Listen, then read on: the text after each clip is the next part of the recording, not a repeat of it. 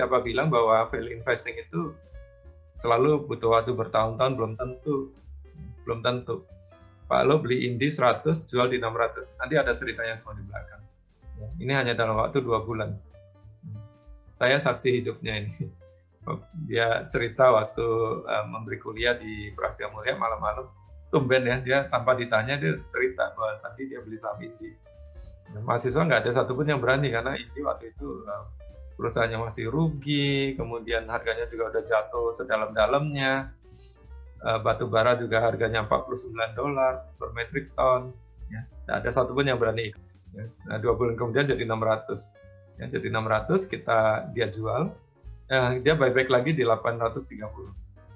6 bulan kemudian dia buyback lagi. Kenapa dia buyback lagi? Ya karena dia melihat bahwa Indi ini punya perkembangan yang sangat bagus waktu itu ya.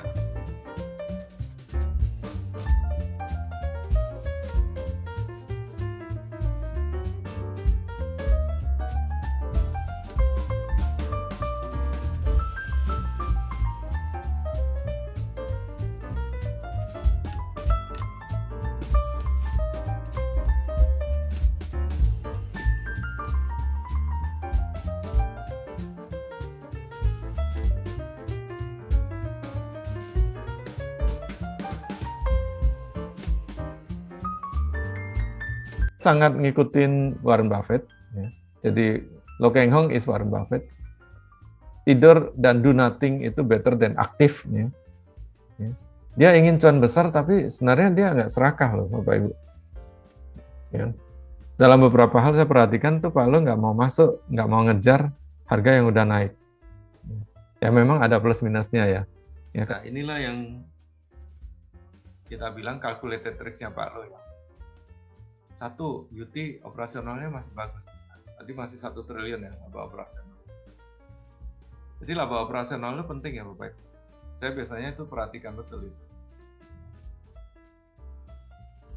Utang bisa di reschedule. Karena utangnya ke Jepang. Pak Lo cek kreditornya siapa? Oh Jepang. Jepang tahu, kreditor ini tahu bahwa perusahaan ini adalah perusahaan yang bagus.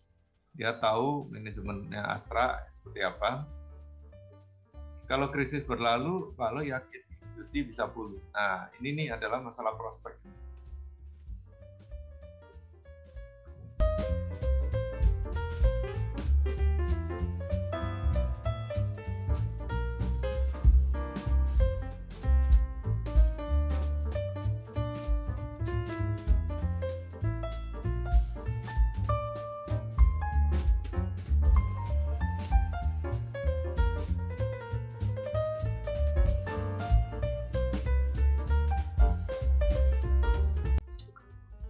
Nah, kalau kita bicara prospek nih, biasanya saya melihat ke depan itu kira-kira perusahaan ini kemampuan menghasilkan pendapatan sales dan laba bersihnya seperti apa.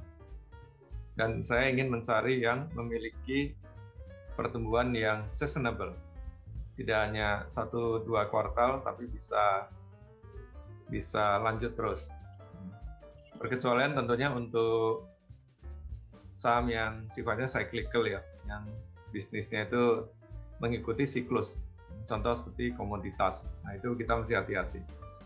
Komoditas itu kan dia memang gerakannya itu kan naik turun gitu. Menyesuaikan dengan siklus bisnis. Lalu saya akan cek seberapa profitable perusahaan itu.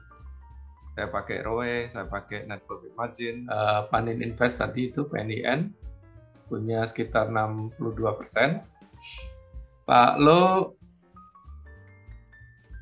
punya ini tahun 2020 ya. Ini kita dapatkan di annual report AR-nya PNLF tahun 2020.